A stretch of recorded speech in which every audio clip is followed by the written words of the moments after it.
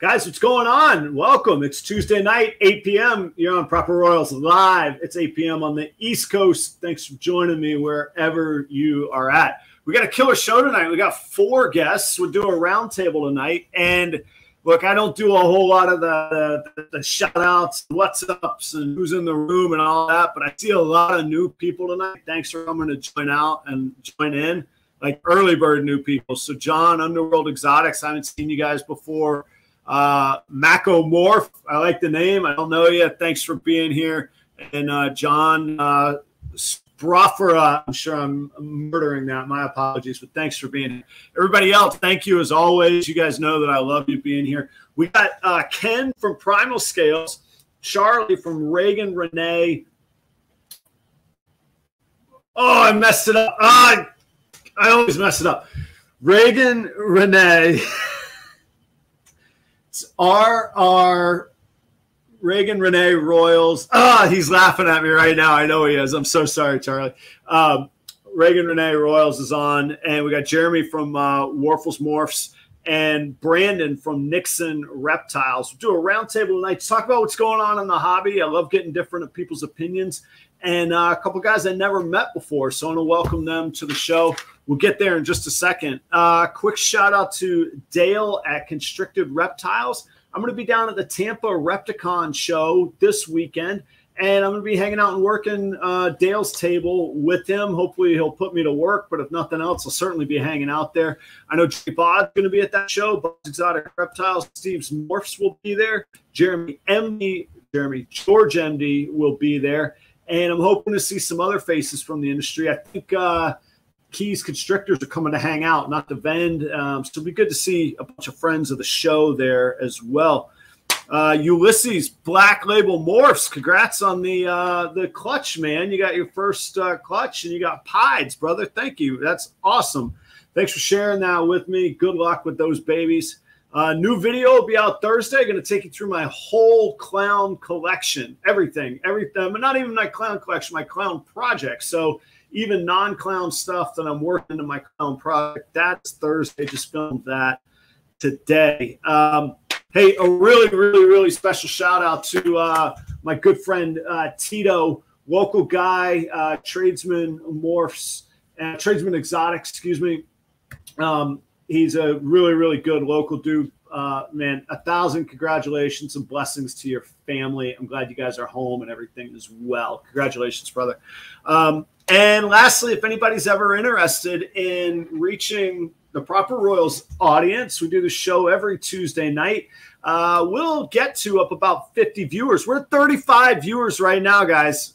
35 out of the gate, 4 minutes into the broadcast. Thank you. If you want to reach ball python focused viewers, consider sponsorship, and your logo could be right there. Let me know. Link in the description to my LinkTree of how to get a hold of me. Let's get to this show. Let's get to content. That's what I promise you guys every week. Let's do this. So let's welcome to the Proper Royal stage for the first time Ken from Primal Scales and Brandon from Nixon Reptiles. What's up, gentlemen? How are you tonight? What's up, Adam? It's a good night, and we got 38 people out of the gate, man. I got to bring you guys. You guys already brought the magic. I got to bring you guys back more often. Thanks for being here. You guys haven't been on before, and we might not know you. Ken, you want to take a moment to introduce yourself? Tell us what you got going on, and what's Primal Scales. Yeah, I'm Ken, carpenter by day, family man, and ball python breeder by night. Yep, I'm in my second season. You know, the first season was just 1 clutch, but it was 11 eggs. Oh, and, nice. Yeah, nice, good size one, and yeah, really excited about what I got going on. I bred 8 this year, and I've got 6 that are going, so really excited. Very good, very good. I want to talk about that some actually too, because I had 2 last year. I bred 13, and my over under feels like it's at like 8 or 9. So maybe we got to talk about like ultrasounds or strategies, or maybe I am antsy. I'm not very patient. So we'll have to see on that. Ken, where are you located? Where are you coming to us from? I'm in Northwest Indiana, in a town called Valparaiso. Okay. And I'm about 1 hour east of Tenley in Chicago. Oh, cool. Okay. So good basketball and ball python country then. Yeah, for sure. For sure. I'm right at the south tip of Lake Michigan. Oh, cool. All right. Gotcha. And Brandon, give us a quick rundown on yourself as well, man. Well, by day I do ultrasound. Actually, that's my job career title. I work in a vascular surgeon's office doing ultrasound to help with procedures and things like that for fixing people up. I primarily have kept boas in the past, and then started building up a ball python collection around 2019. I also have berms, blood pythons, so a couple corn snakes and things like that. So good variety. I think it's just exciting to have a variety of different things.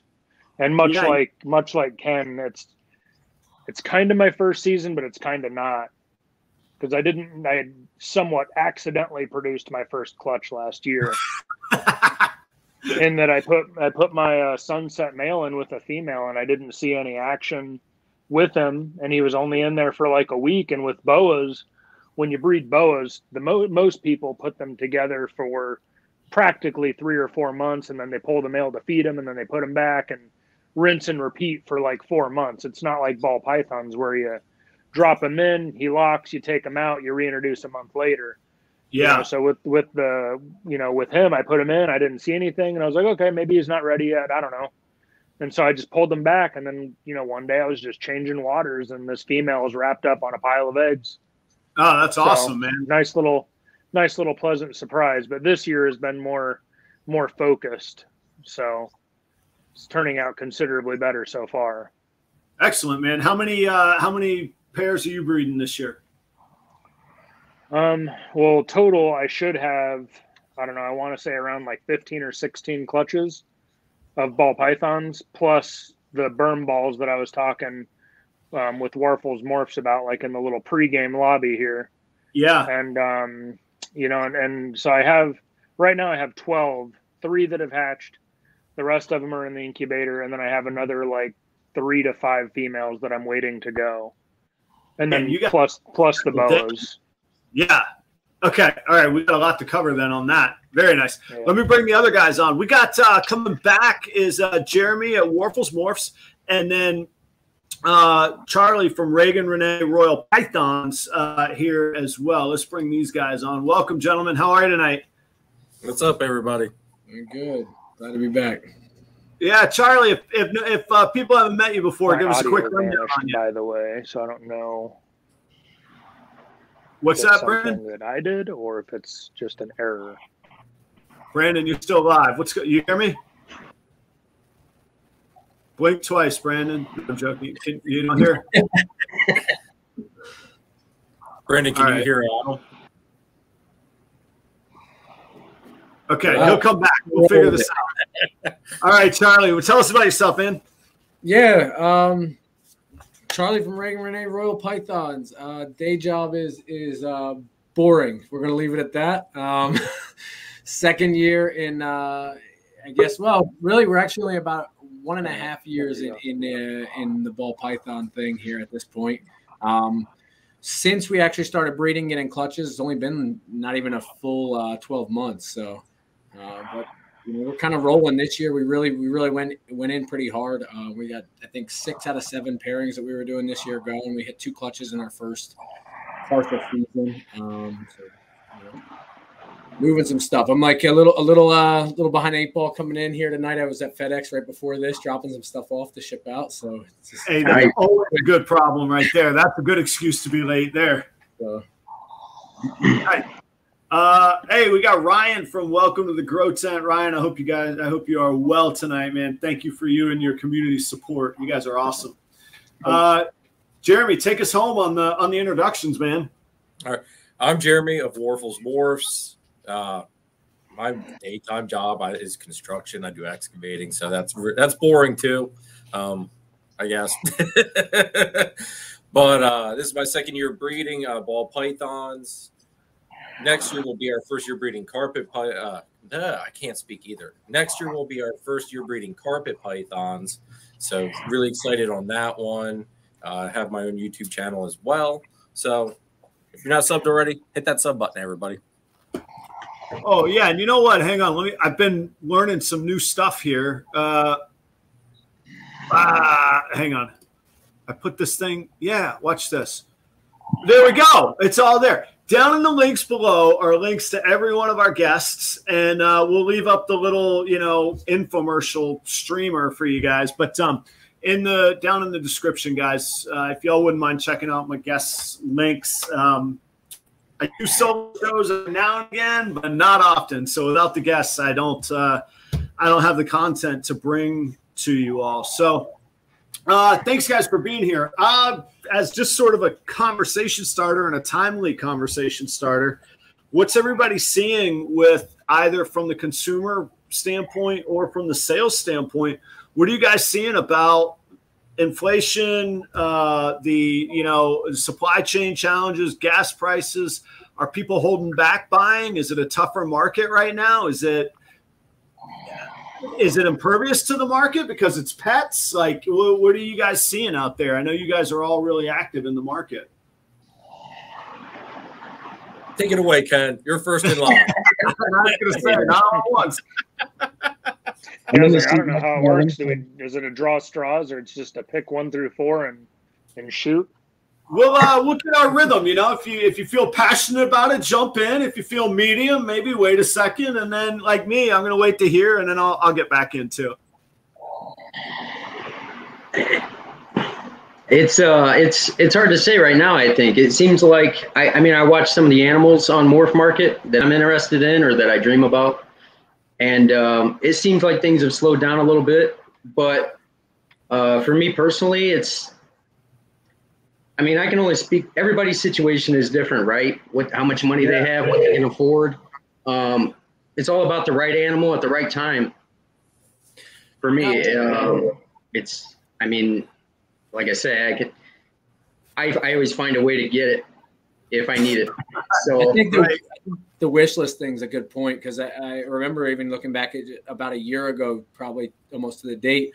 If I saw something I was interested in on Morph Market, if I didn't move quick and I wasn't like throwing money at the seller, it was gone. And to your point, I have a saved list on Morph Market, and I've been surprised going on a month. Some of these things that I thought for sure would move, and I'm kind of conditioned to that. My first experience was a better move and throw money at them where it's going, and they're still there. So I was a little nervous about that, but on the other end of it, like I said, I just came back from FedEx. I moved 3 animals out today. I'm working a deal potentially on 3 to 4 right now. So on the other side of it, I'm kind of seeing things start to move up a little bit for us, but I think we're also getting a little more. I'm new, you know what I mean? I know that and understand at the end of the day, the one buyer that I'm working with right now is vetting me out very hard because it's a significant purchase, which I completely understand and respect. And whatever makes you comfortable, I'll send you all kinds of pictures. But I maybe that's in part why it was a little slower for me the last few months, and now it seems to be picking up. I was going to say, and not to get too specific, but would you classify those as higher end breeder animals? Would you classify them as like entry or just straight pet animals? So the 2 of the 3 that moved today they're heads, and there's a possible upside of like DG or something, but they're on the lower end, like gamble pet side. Okay. Pet side to gamble. One that moved today is probably going to be a pretty good breeder. She was a butter calico het G-stripe, 50% het DG female. I think, it's a pretty decent animal. That's a breeder buying that. That's not just, somebody stumbling along going, that looks pretty, buying it. I'm sure it looks pretty, but you know what I mean?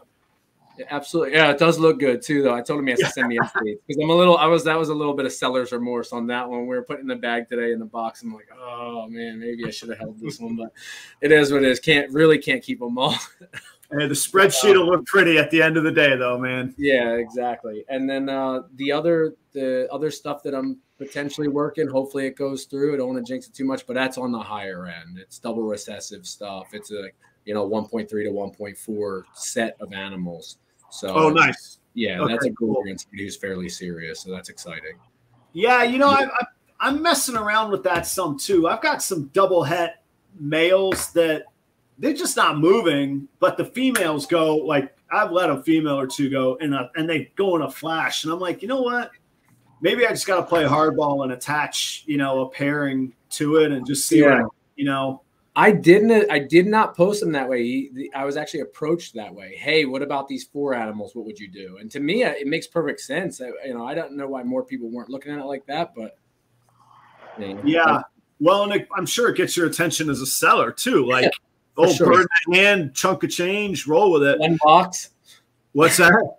1 box going out. Oh yeah. Well, yeah, that's the other thing too. I do a lot of time. Like if I have something that I want to move and there's a buyer that I know is a breeder, I will suggest like, hey, look, I appreciate this purchase, but you got this box going your way. And like I just did this with a het pied male. I really didn't need him anymore. What am I going to do with him? And I think I just said cover shipping difference. I just sent the male. I needed the space in the rack, but like, build the consumer loyalty and appreciation. You know, the guy was blown away. He was like, wow, you would do that? And I was like, yeah, I mean, I have visual pieds. I don't need it. And it's killing me trying to sell it. What am I going to, it's going to cost me more in gas than I'm going to get to wholesale it or shop fee kind of deal. So I was like, I'll build the customer relationship with that. So my thought on the question was kind of like, you know, is it, I have pets, but I'm not like a crazy pet guy. But like people spend a fortune grooming their dogs, like, I mean, all kinds of things.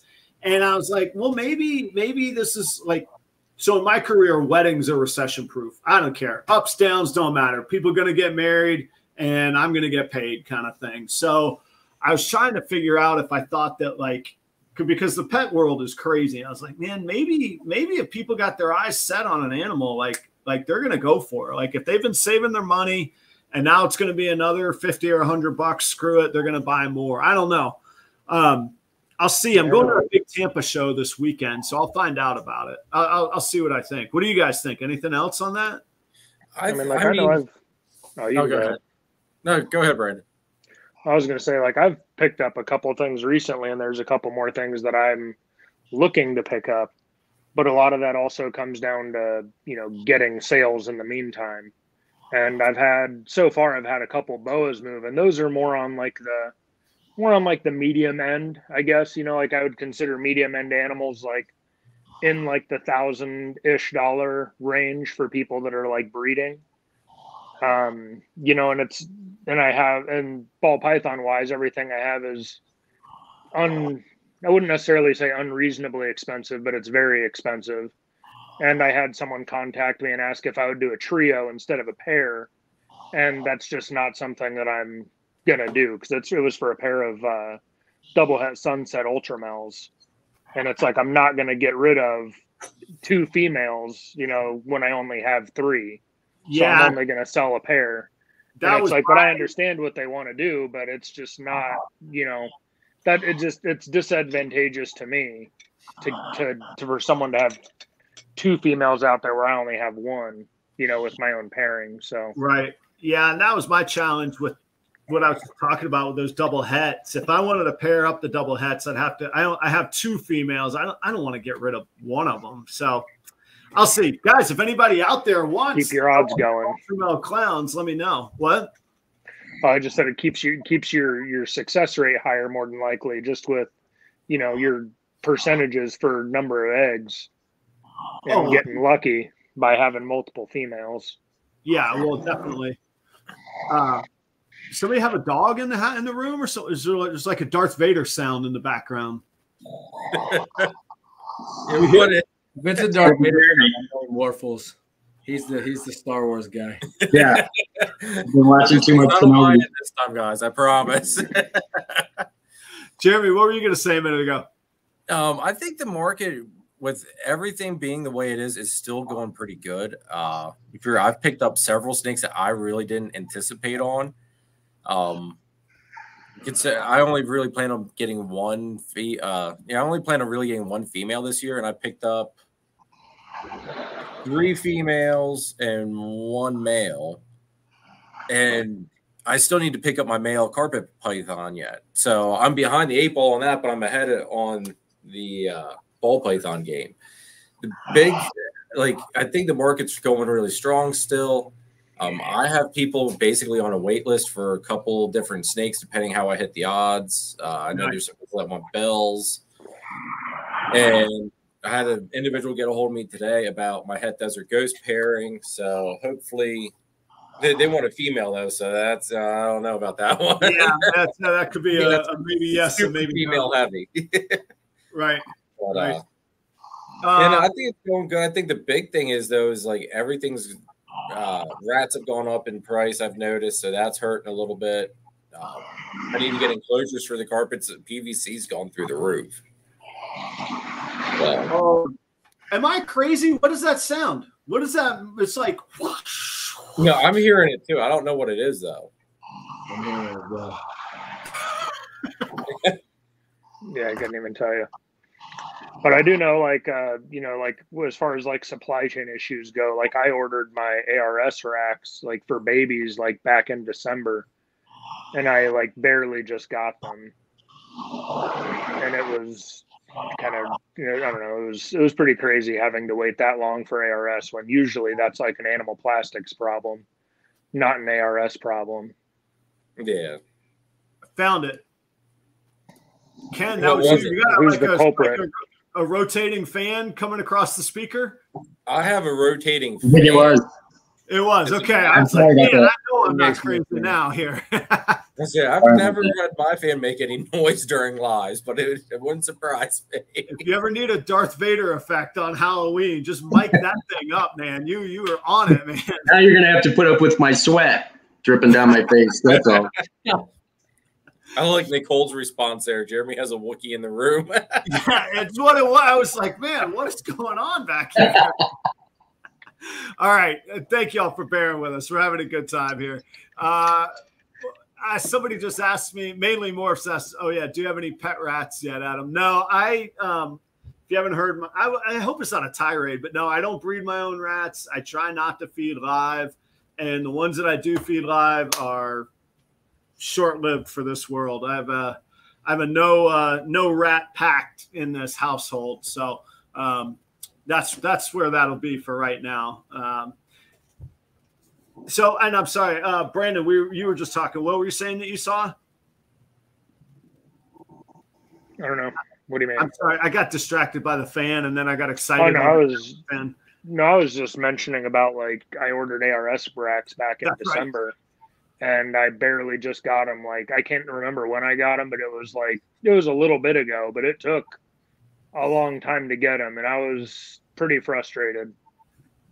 I got pretty heated because it's like, every time I talk to them, it'd be like, we don't like, you know, it's like, you know, anytime now. And that was like the reply for like every time I message them. And usually that's like an animal plastics issue, not like an ARS freedom breeder. Right. You know, that's not their issue. They usually get those things out to you within a few weeks. And I mean, I waited, you know, 5 months or not. Yeah, it was like December. And then I got them like, I think in like April or something, or like May or something. You know, it's like, so I've basically had them for probably the last like 3-4 weeks. And it's just, it got my blood boiling. Yeah, I'm interested to see. I just placed an order for a 5540 and some 7030s, but I'm going to pick it up in Daytona in August. So that's you're better set up for that because you're physically picking it up. Yeah, you know, you're not really at the whim of like, oh, whenever we get it figured out. Like, they have a deadline for you to have your product ready because it's going on a truck for you to pick up in person. Yeah, probably. I mean, although so you think it was more of a shipping logistics problem than them having the materials? No, it was definitely a materials problem because they said the problem was the company that does their powder coating of like their racks. Yeah, was basically behind, didn't have materials, didn't have the shade of powder coat, whatever it was, and that's what was holding it up for like ever. It felt like. Yeah. So, well, I'll see how it goes. I mean, I'm sure they'll have, not from me. I mean, lifestyle. I I worked in restaurants through the pandemic, man. I get the challenges that are out there. So, you know, but they would have a nightmare of a day at Daytona if they weren't able to deliver those orders. And yeah, Socio Serpents. Yeah, you're exactly right. The $400 shipping that I could save right off the top. I was like, I got to order now because A, I'm going to run out of time, and B, $400 is that's serious beer money, man. That's all right there. See, my last order with ARS took 8 weeks, and it was 8 weeks on the dot, and that's what they quoted. Normally, though, like with the big key to solving that $400 shipping thing is order with a friend. And my buddy Mike that breeds the boas, him and I almost always tag team on each other's orders. So we split the shipping, so it's a lot easier to digest that. I know the last time we did it, though, I think we were waiting on one of his because he got some stuff for his boas, and we were waiting on he got one of the bigger size tubs they didn't have in stock, and it took a while for them to get those. That was even before all this supply chain issue. But it does, if you can have somebody close by that you can actually split the shipping with, you can make a decent sized order and you're still not paying over that $400 fee, basically. Yeah. You know what I saw? I only ordered 5 levels. I got the base and then 4 more levels, do it modularly. Yep. That was $400, $400 for the 10 high. Man, yep. Once it's on as long as I think it's by the pallet, man. As soon as you're on a pallet, it's $400. As long as you don't go to that second pallet, I bet it stays at $400, man. Yeah, I think you're exactly right, Jeremy. It's probably a good way to go about that, man. Well, what was that? That one's really serious, dude. Now we're fighting some. I don't even know that. I can't even keep up with the Star Wars stuff. Someone stepped on a Wookiee's tail. If a Wookiee had a tail. That was like the lightsaber, like. Whoa.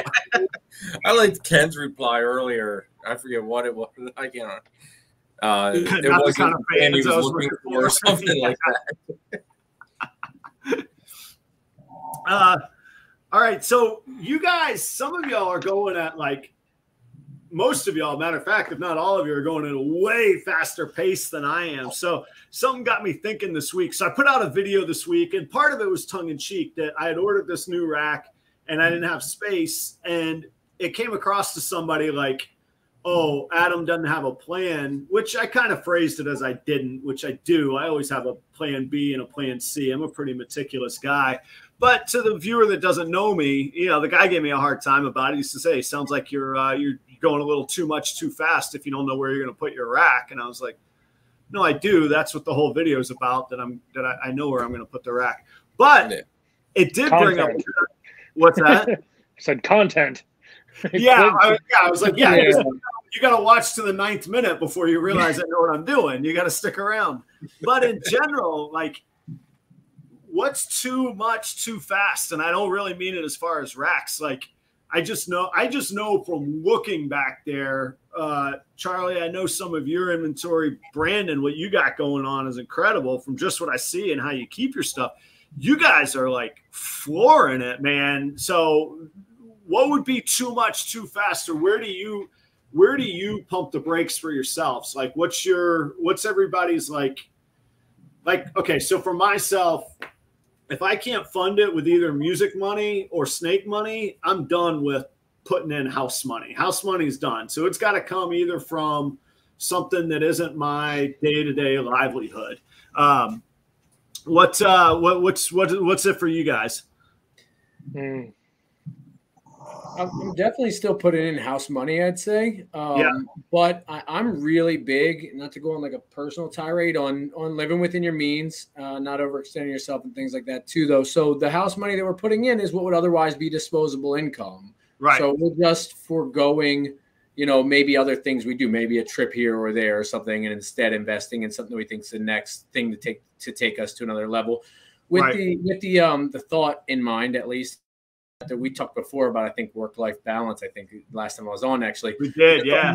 There has to be a point where we have to stop and say, okay, next time we make a big sale or something like that, we don't just dump it right back into leopard, clown, pied, we do take a vacation finally. Yeah. Yeah, right now we're definitely, I'm fortunate in that the whole family is a part of the reason that it's named Reagan, Renee, Royal Pythons. Gotcha. Yeah. You're good. You're cool, man. Don't worry about it. But the reason that it's named that is because the whole family's involved. That's it's named after my daughter, who was the inspiration and kind of the actual first. I don't want to say the first one. I don't want to take that away from my wife. She was the first one to peak an interest in the snakes, but my daughter really ran with it and started watching Snake Discovery and some other YouTubers and stuff. So I'm fortunate that everybody kind of is in agreement that this is the direction we want to go, at least still for now. But cool.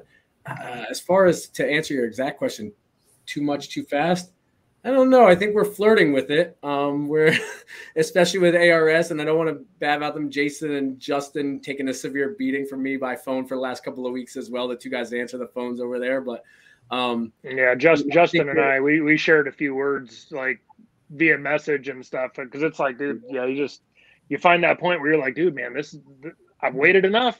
So to your point, like you feel bad about it, but exactly. So to your point about a plan item, like I mean, we had a plan, and I ordered February 20th or something, and racks aren't here yet. So now I'm getting this, like, thankfully baby sold out and shipped out today. I got room for the next clutch to start at pipping this morning. So right up against it. But which is not how I typically like to do things. I have a different perspective. You asked about day job earlier. I am in manufacturing, so I do know supply chain issues, putting things together and filling orders. So I kind of have a soft spot for the guys over there at ARS to a degree, because I know what it's been like the last year. Or maybe even two, and in that type of an industry. But I mean, I wish I had a better answer other than I'm kind of toying with it now.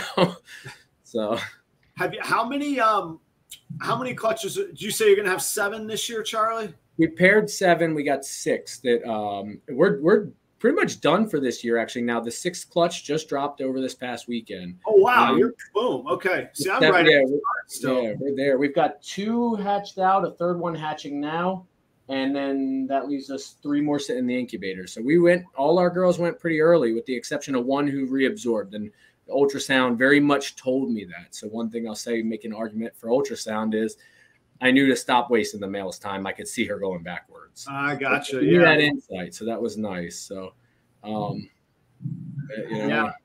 To Phil's point, like, I have built my own before, and I used to swear by them, and then I got an ARS. I was like, I'm done building my own. But my hatchling racks this year are all going to be, well, one I purchased, but I'm pointing like you guys can see it. My main hatchling rack, I'm going to build another one. I'll need a second one, and those I still DIY. I still like those as they are. And I mean, some of it's just resources. I don't have another $1,500 or $2,000 to go drop on another set of racks. Like that's a lot of PVC and screws. I can make it work, And I mean, let the snakes make them for you. Yeah. Well, and that's where I need.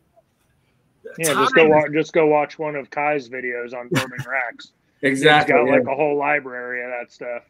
That is where I first Kai was one of the first people I reached out to be on this show. And I was like, the guy is pre-drilling screw holes in PVC. This is the kind of meticulous guy I need to hang out with, man. He gets it, man. Hey, we're at 53 viewers. I think that's my all-time record, like 53 in one shot. Like, I don't get 53 people to listen to me in a week. And like, those are people that work for me. Like, this is fantastic. Thank you all very, very, very much. Check out all the guest links are down below. And I suck at selling myself, but do the subscribe and like. It makes a huge difference. Thank you all for being here. And it makes a difference in me being able to focus on this versus some of the other stuff. Then I go too fast. I want to add one thing on Kai being a meticulous guy. So I purchased a snake from Kai before. He's in my town. We met at a Petco. It was halfway between us. And when I met him there in the parking lot, Kai brought gloves with him for me, which I thought was cool. And this is not a knock. I completely respected it. He brought gloves with him for me if I wanted to take the snake out of the container and check it out before I wanted to buy it, I guess, in case I wanted to give it back or something like that. So I just thought that was awesome. He just was really like on top of stuff. And we had a long conversation about shows and people wanting to touch animals and stuff. there in the parking lot because of that. So he is definitely a thorough guy. He definitely takes his stuff very serious and really cares about his collection. So and those of y'all watching that don't know Kai, he's Lucas Landon Royals in the link. So Lucas Landon, he's got about 5,000 subscribers on YouTube. He's been at it a long time and doesn't mess around with his animals either, man. There's no such thing as too much too fast. Like we talk fairly often, and then one day, it hadn't been too long since I talked with him, and he's posting a sunset. I was like, "Where'd you get that?" And he's like, "Yeah, I just decided to grab it." I was like, "Oh, you just decided? Yeah, that's cool." So, Kai, I hope you're well, man. Anyhow, thanks for checking out the show as always. Ken, what's your volume like? Give us some stats. What are you working with on your collection? So I've only got about 30 animals right now. And as far as too much too fast, once I crossed that threshold of it took me a minute to buy an animal that was over $1,000. Yeah, I'm with you. And once I got to that point, I said, okay, I'm in this now. And if I'm going to be serious about it, then I'm going to be serious about it, and I'm going to approach it like a business. And so when it comes to getting the right animal at the right time, like I said, I try to make good decisions, pace myself, but at the same time, I'm trying to set myself up with a solid foundation for the future. And you're not going to be successful if you're holding back. Now, again, everybody has different means and abilities, but that's my take on it. That's my view on it.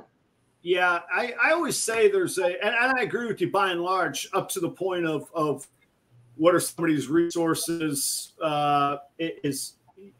And again, not only do we have different means, we have different needs too. So I have a solid nest egg of savings that I've saved for 25 years in my career. Like, I refuse to touch that to get ahead in ball pythons. Like, I'd be hitting that wish list on Morph Market right away. Oh, not me. I worked so hard for that, and I'm at the point where the typical 8-10% of the market, by mid-50s, I'll be fine, which is still 10 years ahead of schedule. So I'm good on that. Doesn't mean I don't want to make a whole lot more in the meantime. And I don't, too much too fast for me is too much work. I mean, I'm a restaurant consultant. I play music professionally, and I put all this effort into ball pythons. So, like, revenue streams are my thing. I love it, and I love the variety. Other people think I'm nuts. They're like, you got to focus on one thing. I'm like, I get bored. I'll go crazy. How many clown collection videos can I make before it's just regurgitated stuff, So I need a little bit of variety. And Jeremy, how many ball pythons are you up to now? And how many clutches are you dealing with this year? I think I'm at 30 ball pythons, 2 carpets. I've got 1 clutch in the incubator. One, I'm hoping she drops tonight. Like, last year she went 7 days past. She's 2 days past now. So, and I just checked on her before live, and she was doing all sorts of tricks in there. So I'm thinking maybe tonight I might wake up to mine's tied in a pretzel. We should have a little friendly over under on we could wager that Parto female. If mine goes first, you just ship her to me. And I'll pay you for her. I'll give you the money back. I'm messing with you. See, I know how that would go, Adam. My luck is not the greatest. Nor is mine. Go ahead. Sorry. I was going to say, by the way, I think everybody in the room knows, but everybody in the audience, when I ask, who's dealing with what, none of this is a competition. None of it is ego swinging around, because it's not what you got. It's what you do with it, and how much you work with it, and what, my model is so much bigger than simply ball pythons. Part of the whole reason of the show and building an audience and a community is learning how to create content. I don't think that this is limited to what one person can do in ball pythons. I work in an industry where getting to people on their phones is vital, whether it's live music or hospitality. So what I'm learning here can pay bills and dividends in the future. And if I get to have fun with ball pythons and 50 of them that I have right now, I'm having a blast, man. Like this is all great. So no competition. All it does is build resentment and like, yeah, I'm jealous of a snake. Am I jealous that Jeremy has good, fortune with good hatchlings or good odds or whatever it is? Absolutely not. So I hope everybody in the audience knows that. That's because you could go crazy. I look at by the way, we got Jaffe next week. I saw Matt earlier from Ebony and Ivory. Matt from Ebony and Ivory the week afterwards.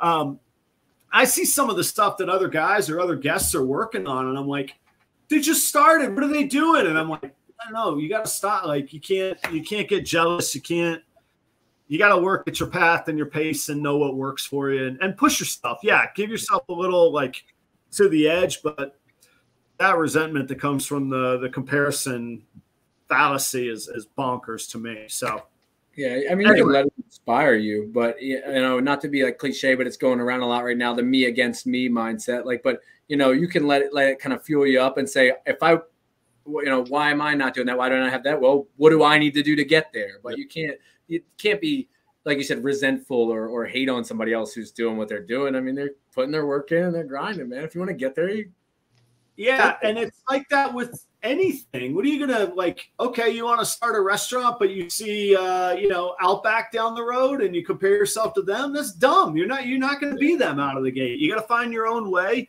And maybe that means lowering your overhead costs. Maybe it means that you got to figure out how to pay for frozen rats and, all of those things. But we all figure it out in our own way, and we all have different resources. So, a matter of fact, speaking of resources, Brandon, tell us about your room. Is that a whole basement area or basement floor? That looks like a pretty big, vast space.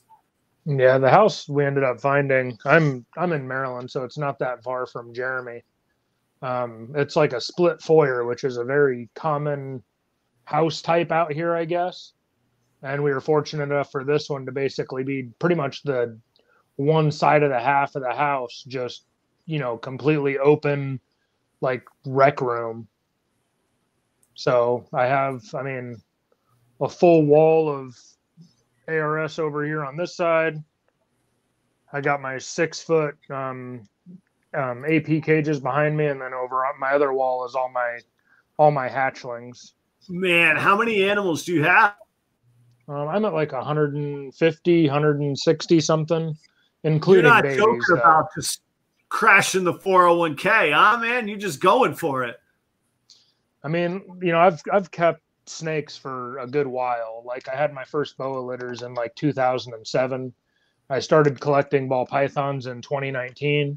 Yeah. And I got all of my ball pythons from hatchlings, and I waited the time, put them together, and hopefully, as I was mentioning, earlier in the little pregame lobby here that, I have 13, 15, something like that clutches this year, and then next year, providing all my females get up to size, I should be around like 50. That's fantastic. So, And that's I don't really care about numbers or anything like that. There's just certain things that I want to produce and stuff. And it's like, with the whole, kind of what the limit is, right? It all depends on you, and it's like, you can make time for what you want to do. Like, it's like, much like everybody else, busy work schedule, it's like I have, granted, my work is a little different than my fiance's work, but it's like, I have like an 8-hour day.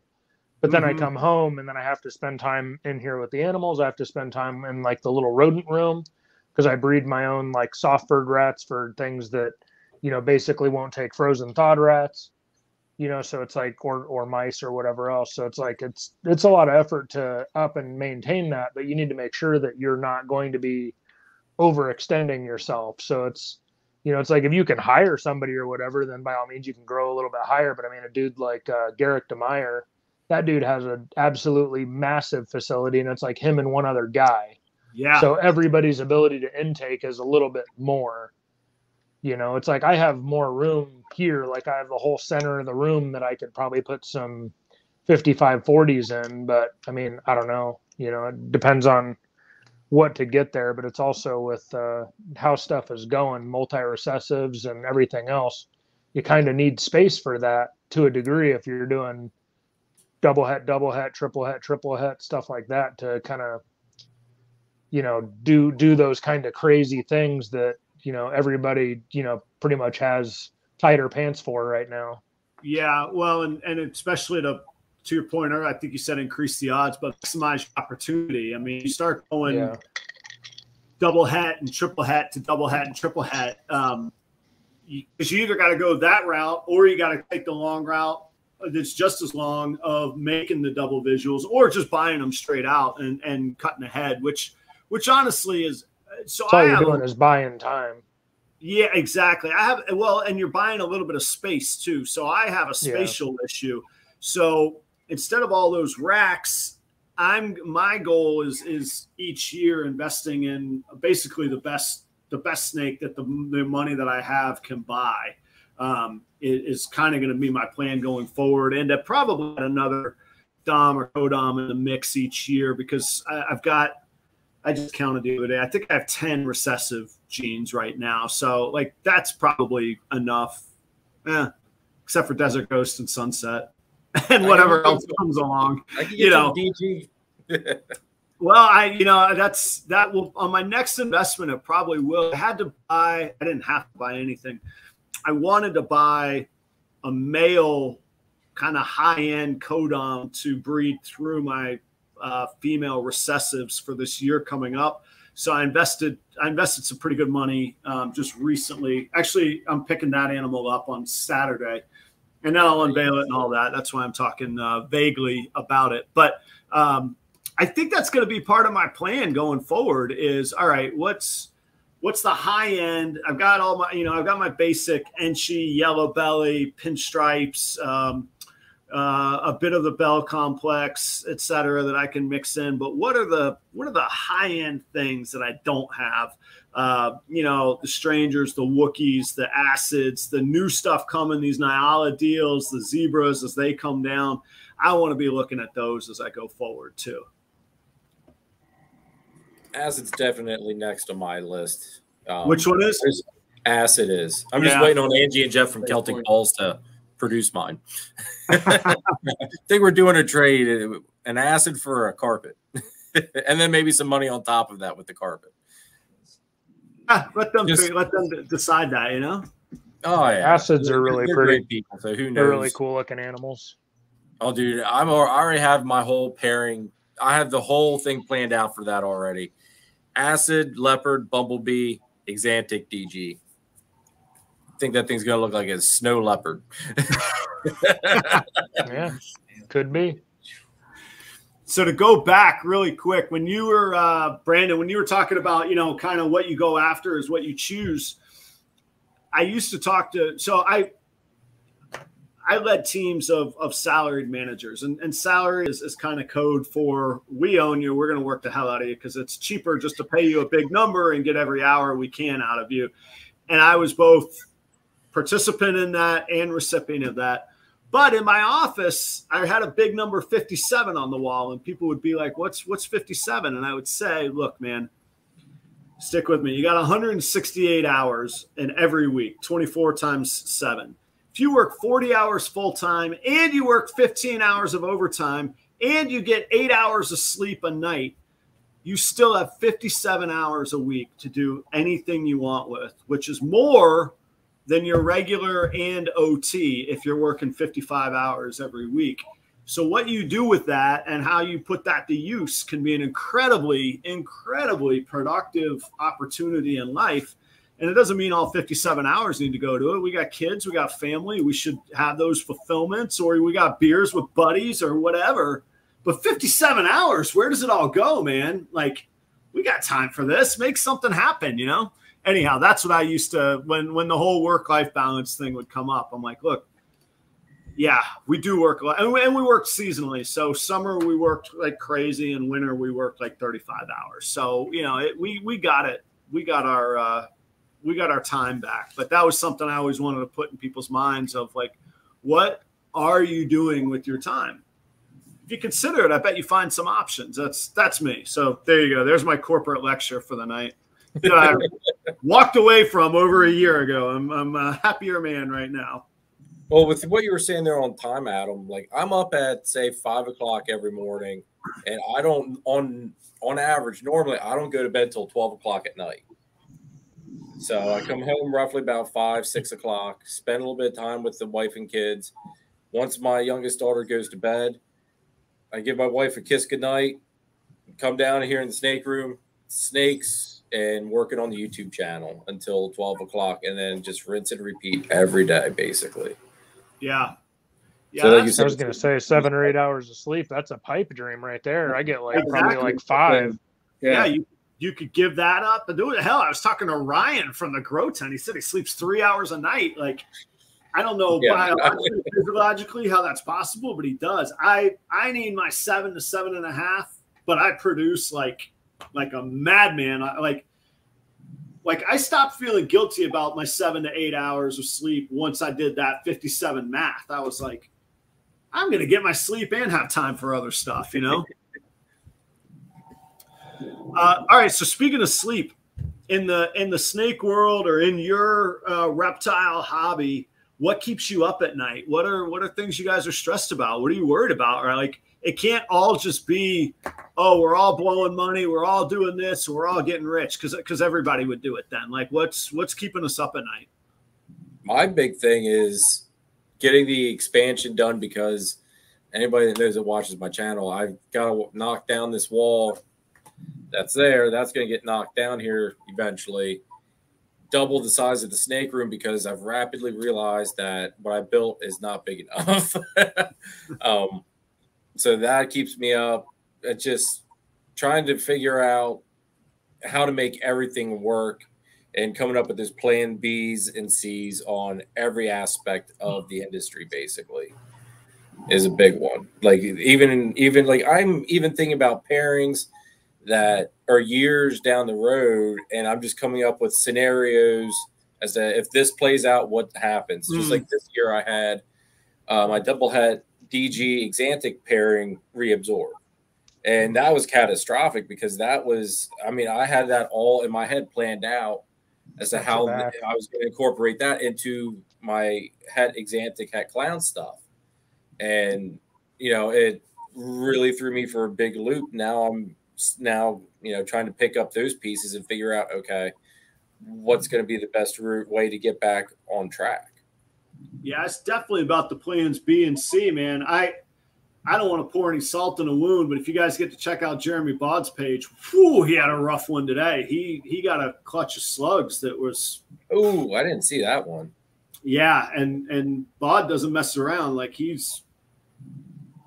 one. Oh, I would be having some beverages tonight on that news, you know. Yeah, for me, it's again, everybody's in a different situation. This year is like my proof of concept year. If I make X amount gross revenue this year, that's the green light to put the pedal down and not have to worry about clocking back in. And it doesn't mean I can quit my job, but I can run I could be a consultant owner of a business versus a salaried employee. And I'm very well taken care of as a salaried employee. I've made a wonderful life for myself. However, if I can not do that ever again, and I can sell ball pythons, and I can have a YouTube presence and some sort of advertising stream of revenue, and be a professional musician and consult when I need or want to, it's heaven on earth. Like that's my, like, short of success for my son and happiness for my wife, that's like my biggest dream in the world. So yeah, like right now, I don't know if my Krypton project girl is going to go, and she's like 3,000 grams. Like that would have been like 10, 11 eggs of that was going to be a big chunk of me going, boom, I did it. I got to X number, and now I'm taking half of X number, and I'm going. Maybe it's another year before I can be that confident. You know, that's the kind of stuff bugging me and stressing me out. But that's also what excites me. That's like the twinkle in my eye when people are like, "You're doing what?" And I'm like, "Yeah, I am." and watch me because I'm that crazy. I am going to do it. So it excites me, and I just lay in bed going, just staring at the ceiling like, man, I need those eggs to come. I got to get those eggs here. And see, and that's where like having an ultrasound can greatly benefit you, because you would know whether or not that female is actually going to, perform for you, or if she's just going to betray you for this year. And you would know that early on. So, and at the end of the day, like I have an expensive ultrasound, and part of that's just because, like I mentioned, for my job, I do ultrasound, and, and I was able to get like one that you have to be licensed to be able to purchase. And it's just because I wanted something fancy and I can plug it into my phone. Yeah. But you can get, an ultrasound off of Amazon for like $1,000, like one of the vet ultrasounds, and one clutch, 1 litter will pay for it. Like I had 2 female boas this year that I was not expecting anything out of. One day they just looked a little extra thick, and I didn't even really ultrasound my boas this year, because they're just, sometimes boas are a little feistier than a ball python can be. So I'm not trying to reach in and mess with them and do all that kind of stuff, but they were just looking kind of thick. And, I looked, and like both of them were in like the mid-20s. So they were primed, ready to go. I threw the male in, he locked, he bred her, she was done. That's it. Yeah. I would not, and I'm still waiting on actually 2 of those clutches, and I actually have a third one that was also attributed to, or litters. And I have a third one that was also attributed to the ultrasound as well, because again, she was just looking thicker. I scanned her and she's ready. And you can tell if a female reabsorbs. I mean, there's a lot of information that you can gather from having an ultrasound that will pay for itself hand over fist.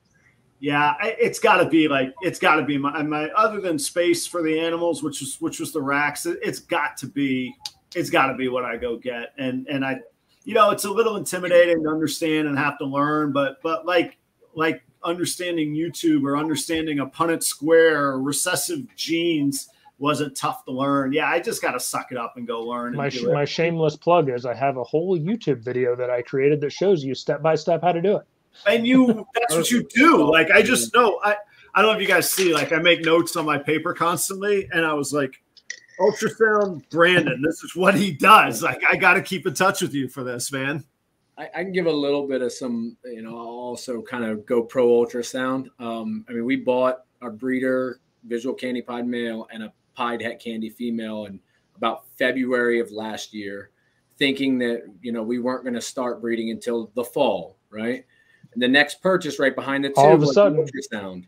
Yep. Hit her with the ultrasound as soon as it arrived and said, oh, wow, we're at 12 millimeters. We got to go. And we got a clutch of 4 candy pieds and 2 pied het candies that we wouldn't maybe not have gotten. We might have paired her after she reabsorbed because we weren't doing anything with her. Right. And that literally can set you up for like the rest of the year, because now you have these animals that either holdback wise or value wise, 2, 3, 4,000, whatever, that you're able to sell, reinvest, buy new racks, buy new animals, like it can literally like change your season. Like it could change your life. I mean, a buddy of mine, he mentioned, with snakes is one of the few hobbies that literally you can get like life-changing amounts of money, like pretty, not easily, but, no other hobby really does that for you.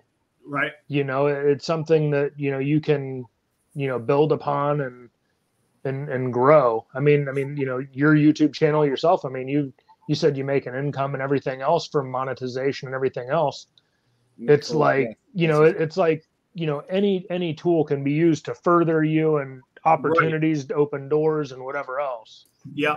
Nicole, I think that's Nicole from Lady Tiz. Yeah. She just had up as that comment. This is what I'll say too, because again, remember, I'm a year and a half in over here at my house. So there are salty veteran breeders out there who don't touch an ultrasound, and they do just as well, better than I do by a long shot. But I firmly believe the level of experience that we have here, I would not have 6 out of 7 going without it. It's giving me serious insight into the right timing for pairings and things. I'm sure some of you have heard the expression too, be careful what you measure. So I will put a caution on my numbers as well, that there is some information out there to say that maybe I'm being more conservative than I need to or should be too. So my numbers look really good in a certain way. But whereas somebody else who's maybe not using ultrasound or maybe is more aggressive in general with pairings than me may have not had the same percentage. I mean, I have 6 out of 7. What I mean is most of the girls I paired were 1,500 grams and over. So there's other factors that go into my number as well. They weren't first timers. Probably about half of those were proven breeders as well. So that also inflates my odds of getting a good result too. So there are other factors in play, but I still don't feel like, I mean, I tried palpating, maybe with more time and practice, I could get a handle on it, but I didn't feel comfortable with it.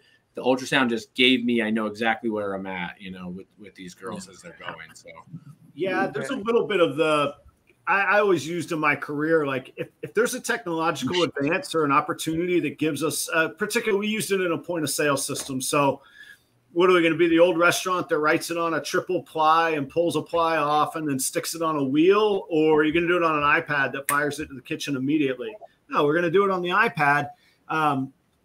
You could start a fire rubbing 2 sticks together, but we have many better ways to accomplish that now. And another thing I think that needs to be taken into consideration too is, you know, Ozzy, obviously he's who he is. I mean, he does great things. He produces awesome animals.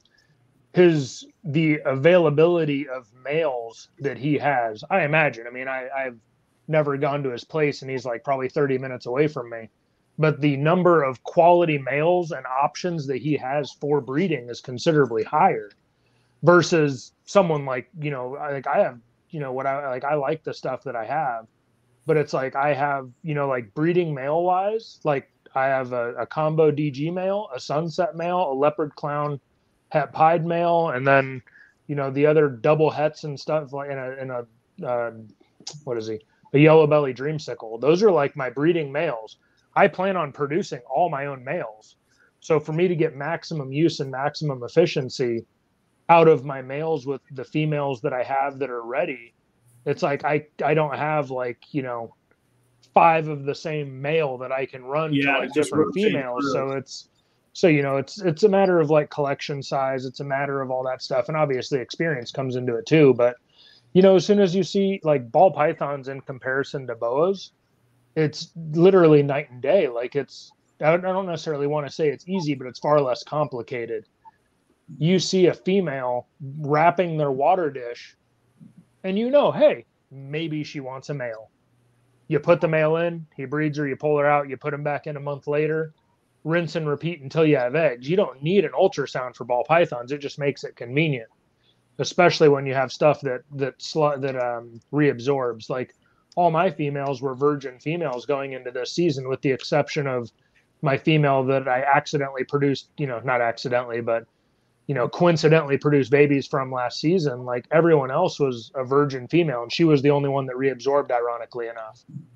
And that was because I thought she stopped eating, so I stopped offering, and I think that's what did it in. When in doubt, just offer them food. Oh yeah, yeah. Even when mine are off, I still just quick check, you know, just swing it by, and every now and then, like, and I hate it when they do. I'm like, oh, you look back on food, but at least you know, kind of thing. So yeah, Sunday night's next feeding night. My big Krypton girl, I gotta float something by her nose this week and see what's up with her. Yeah, my dreamsicle female she went back on food this season, and I was like, oh shoot, she's moving backwards, you know. And she had 2 or 3 meals. She started she was off food for like 3 months, and she started slamming food again. She had like 2 or 3 meals within a week and a half. Had good sized meals, and then all at once just ovulated and went. So really, oh, yeah. That's cool. Yeah. So sometimes it's those meals that really push them towards ovulation. Like I have a female right now that she's bewildering me because it doesn't make any sense, but she's like over 45 millimeters, so she should have done ovulated, but she is slamming a meal every time I offer it to her. Who knows? Either she's just going to eat through her whole pregnancy or she's going to ovulate eventually. I'm not sure what. And we know those measurements are good too. We know you're not. They're solid measurements. Those measurements are good. They're like the cleanest, largest follicles you'll ever see. Man, that's Yeah, I'm gonna have to get in on that. I didn't see who I lost. I think it was Angie. That was Steven. Yeah, he hopped in there for a second. Yeah, no, I was saying Angie was saying that they should have them at the ultrasound RBC shows. That's actually pretty brilliant. I like. I'm like, wonder what it costs to import 30 of them. I'll go buy a table and do a demo and then sell them at the same table. Sell them right at the table, yeah. Because a lot of people's comfort level is probably exactly that. I don't know if I'll be able to do it. I have to figure out how to. If you sit there and show them right then and there, you're probably going to sell all day. Yeah, you can figure it out. Yeah. How big are they? Like I should have like a foot tap thing, or I don't know. Like I say, I just got to suck it up and learn it. I can do it. It's easy.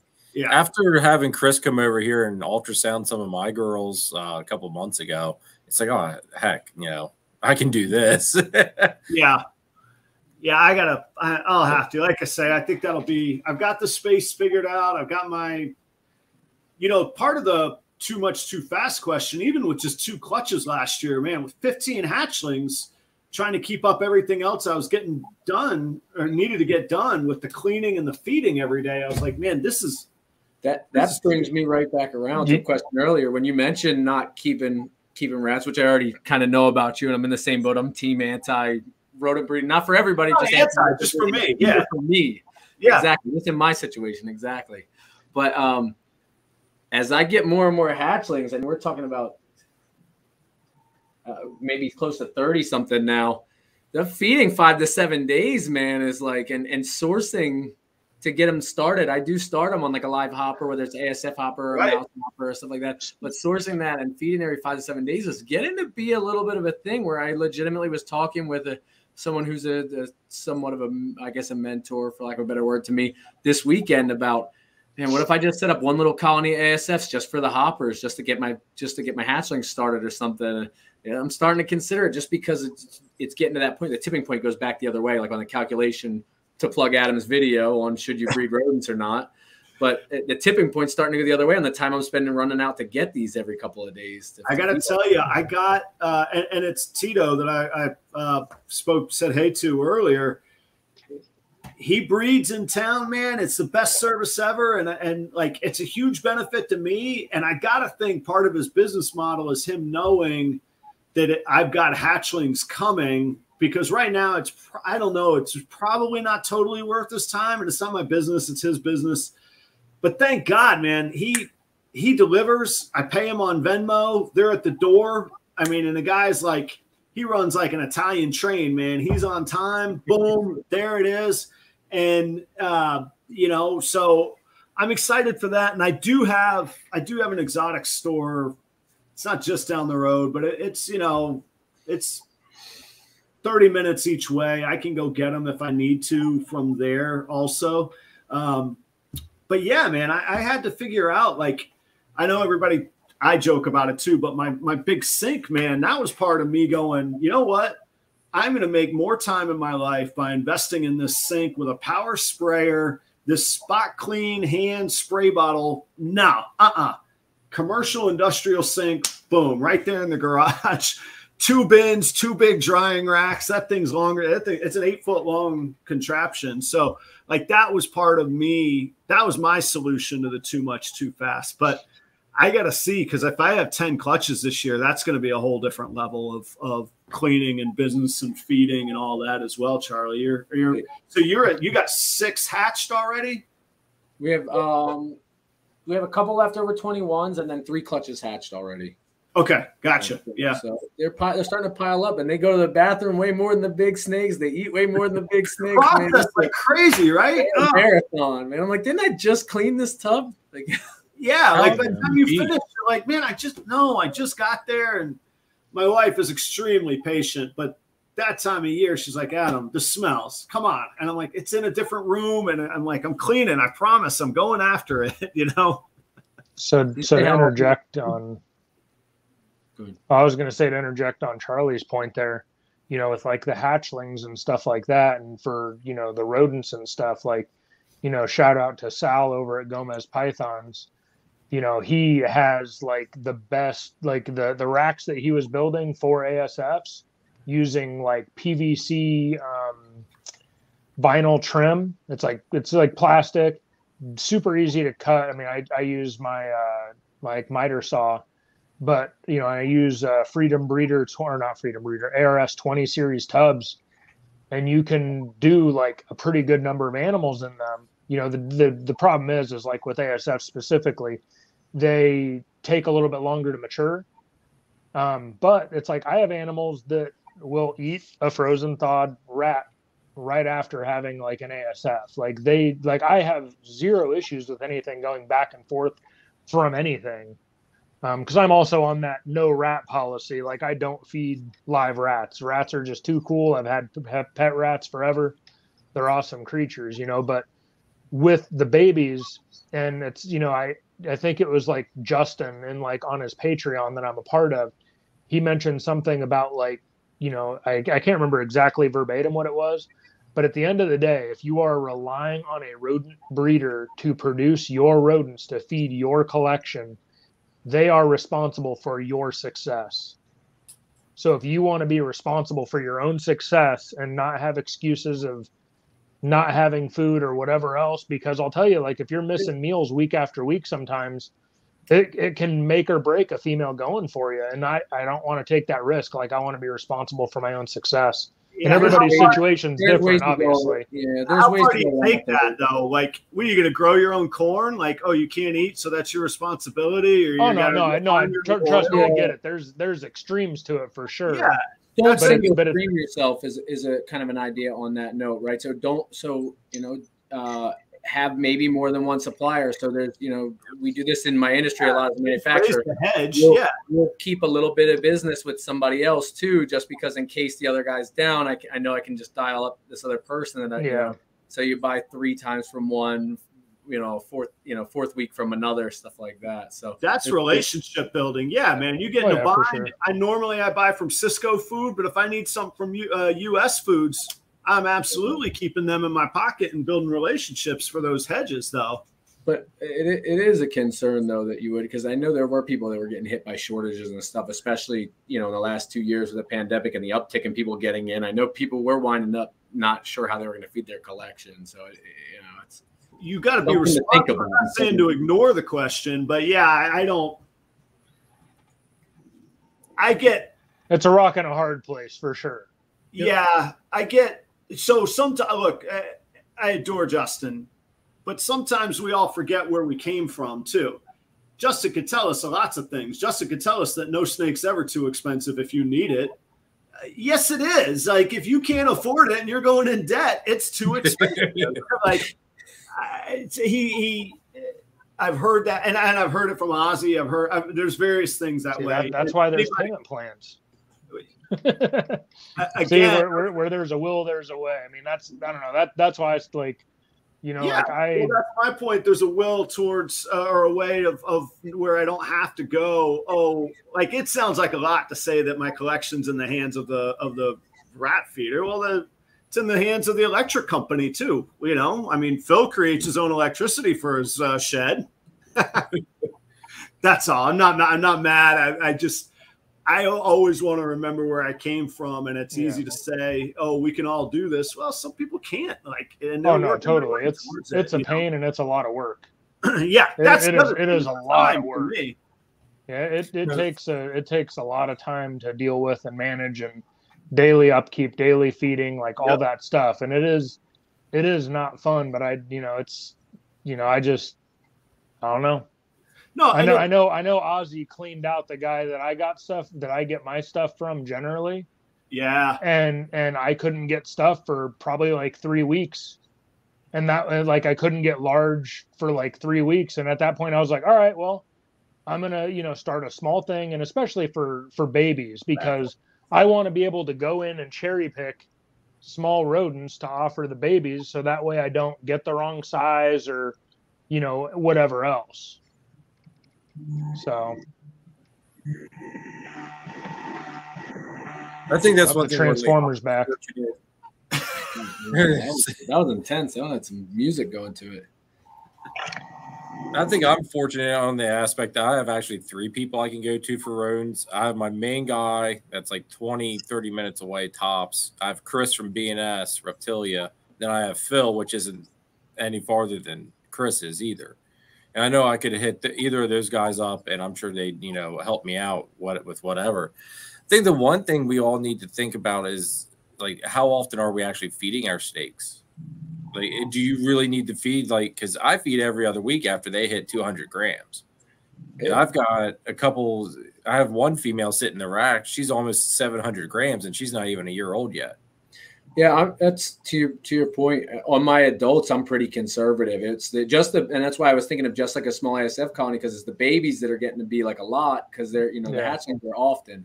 But my adults, I mean, I'm every 2 weeks, and I feed every week here, but I do it half one Sunday, half the other Sunday. And the nice thing there is too, somebody doesn't eat or something like that, I go to somebody who's a little on the bigger size, maybe somebody that skipped the week prior, and I can dump off any extras that way.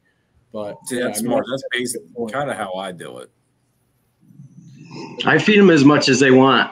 If you open a tub, I mean, you can tell when you open the tub if they're going to take a rat. That's when I throw a rat in.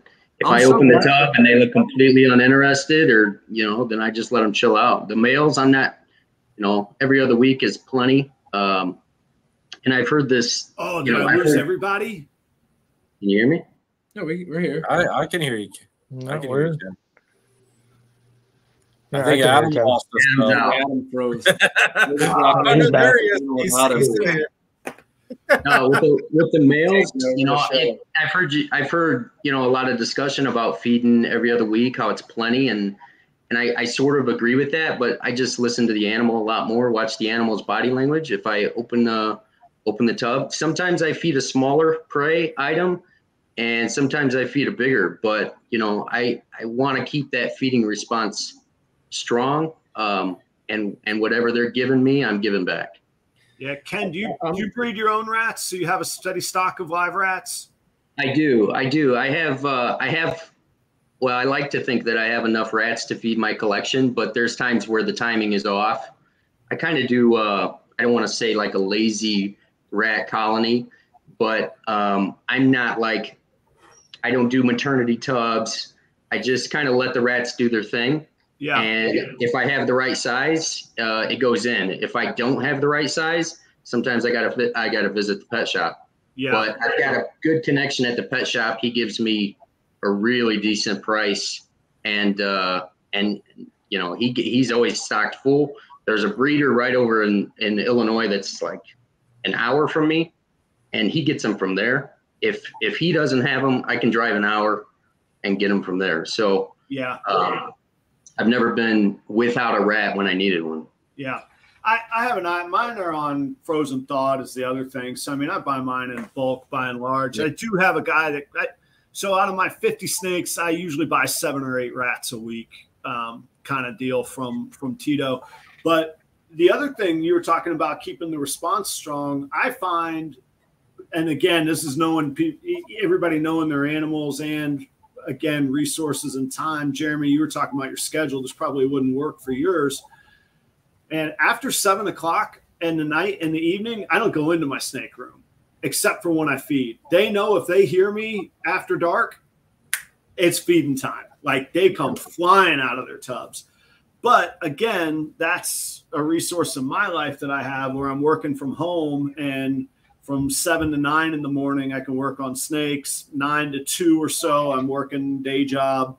And then I got afternoon to clean and YouTube videos, and then night edit and book music stuff. So, but mine stay. And I guess to the original question, I feed my adult males every other week. I feed my females kind of to Ken's point. I don't feed them any more than once a week on my females.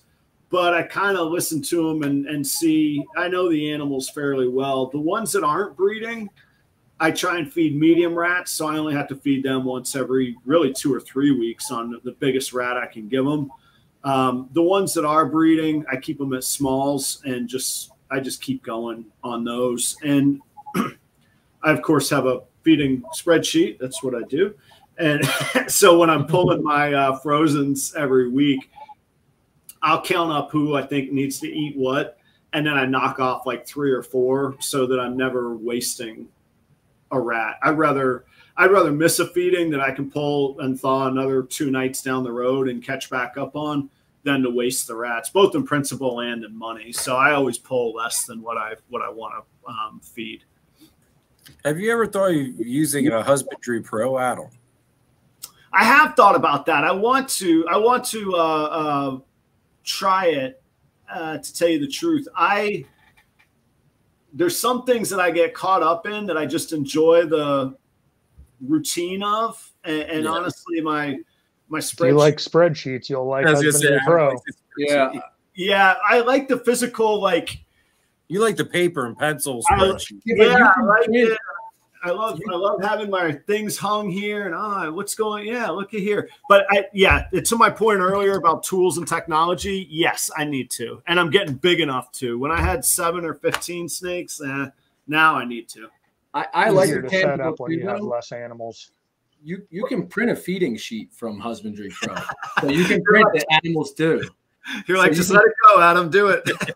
Yeah, I'm telling you, because you can print out a sheet of the animals that are due for a feed for that day, and I can run through my list. And I got the Husbandry Pro tags. We should maybe spend some time just on this alone, Adam.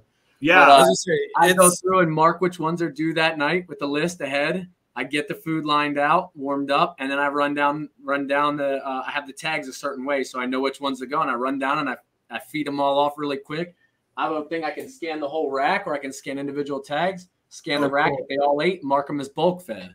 Oh, there you go. The whole rack out is fed in one shot, and I got a digital record. And the beauty of it is, I sell a snake, whether it's a hatchling or a breeder.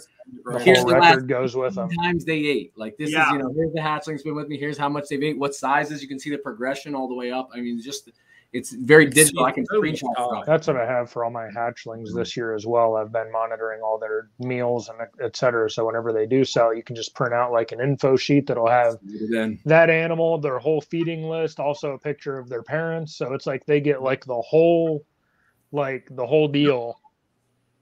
You can have it has like how many rodents you still have in your inventory, Adam. Your incubator, it has your stuff for your incubator. So that way, after like you put in your pairings, okay, and then after she lays, you start up a whole new thing, and it goes into your incubator. Reproduction, put how many eggs, convert it straight to animals when they hatch.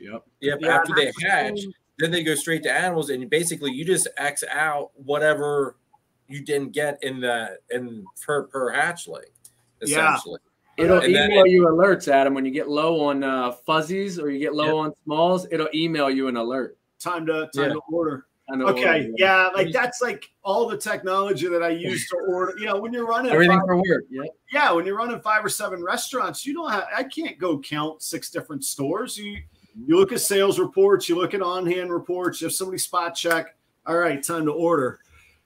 Okay. So what does Husbandry Pro run? What's their monthly fee or yearly fee, or how's that work? For up to 50 animals, I think it's like $4 a month. For up to how many animals? 50. For up to 50. So what's the next tier? 8 or 10?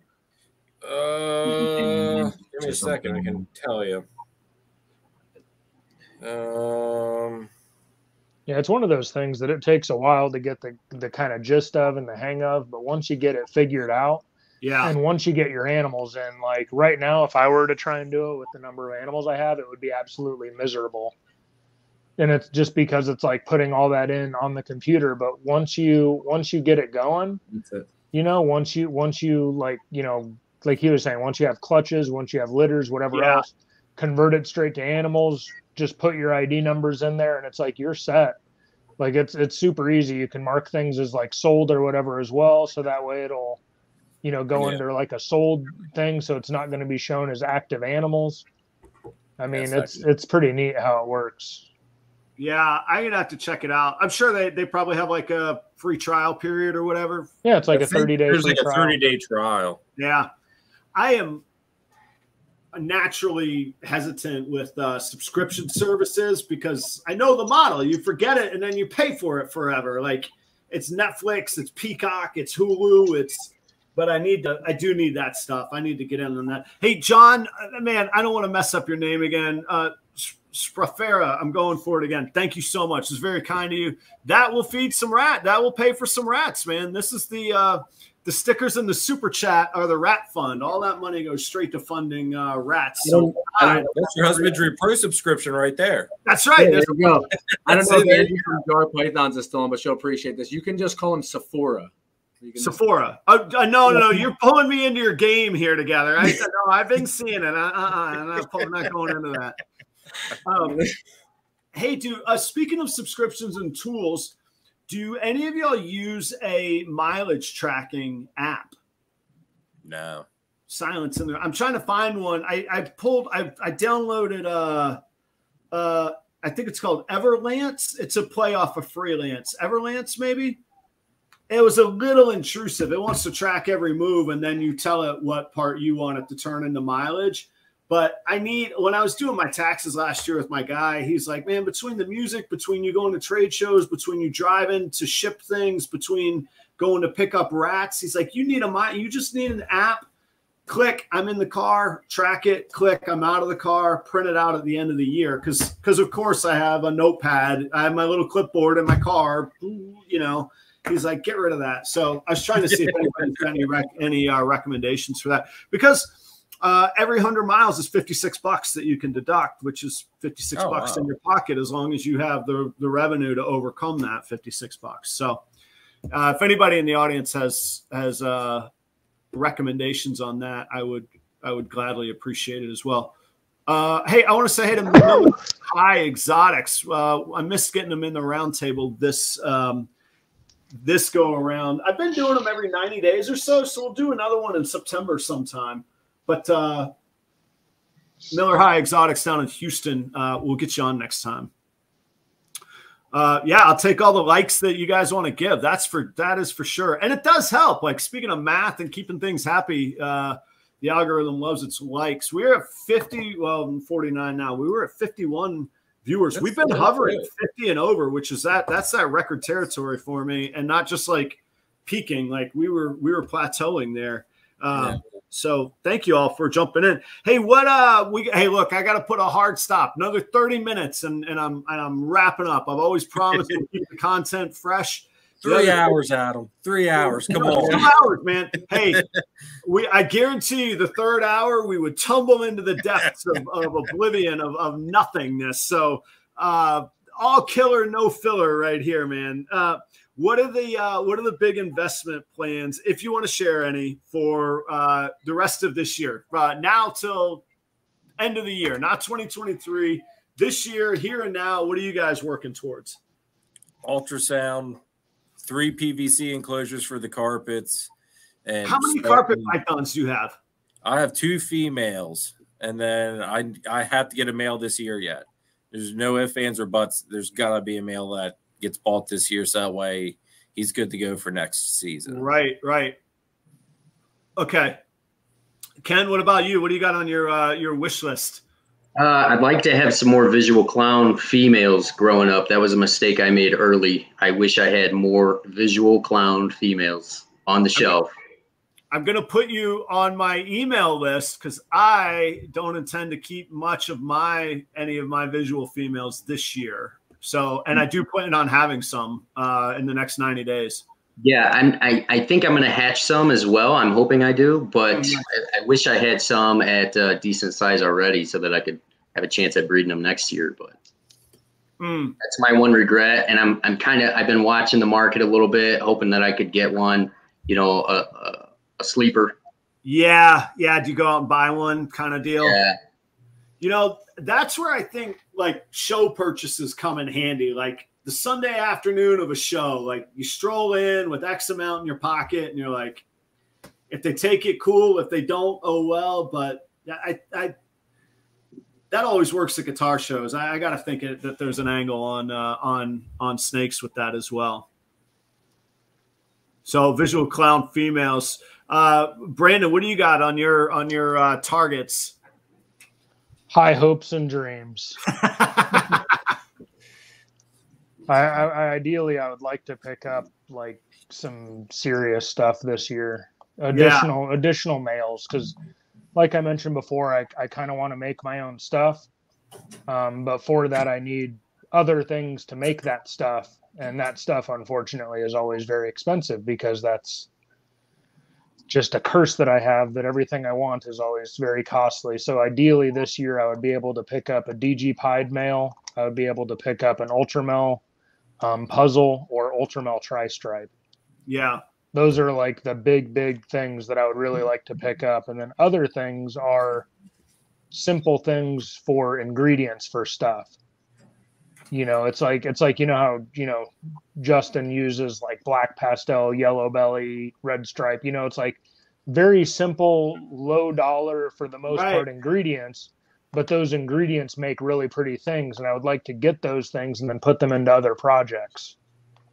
Yeah. To build it my own way without necessarily using clown, but using other things. Yeah. From a strategic standpoint, I've really been thinking about that a lot lately Yeah, you mentioned that thing the other day, right? And I chimed in and said super chocolate or super blackhead. Yeah, there was that, but also with like just again from a newer dominant. Say you're Charlie and you're working candy projects, and you want to, instead of having to create your own acid candy, maybe I could be the guy that's breeding high-end single doms or codoms through visual recessives that becomes that ingredient market, because I'm not going to be the guy that competes with Justin on, exactly. Yeah. Kraken twist or the next, what it might be. And by the way, earlier, I wasn't knocking Justin. We all got things that tweak us in that one little thing, because the stuff he does is amazing. I mean, that he's the king of the hill, and to hold myself to that standard is just going to drive me crazy. So how do I find an angle otherwise? Anyhow, I've been playing with that mindset quite a bit. I think that's the perfect way to go. And the perfect way is because you would get a co-dominant or dominant male, breed it to your recessive females that you already have. Yeah. You keep a male back that's like an acid het, whatever, that you can take back to those recessive females you have. Right. And then within a year, basically, you've produced a visual. Well, and you get with the male, you could get 3-4 clutches from that versus having it from a female. You're only going to get one. You could get a gang more than that if you use your ultrasound right. That's right. That's right. No, great point. Yeah, they're all just for them. That kind of goes back to where I'm like, I think, whether it's, like I say, whether it's acid or stranger or Wookiee right now or whatever it might be each year, I think, 1 or 2 of those a year that I can work through, because I've got a great foundation of visual females that are ready to go. And I could crank out more of the same visuals, or I could start this and hold back what I enjoyed too. I mean, what's the importance of like what Ken said about wanting to have like more visual clown girls? Like if you had just literally an entire 5540 rack of clown females, you could just go absolutely ham and make an entire wide variety of very pretty, sought after, cool looking animals.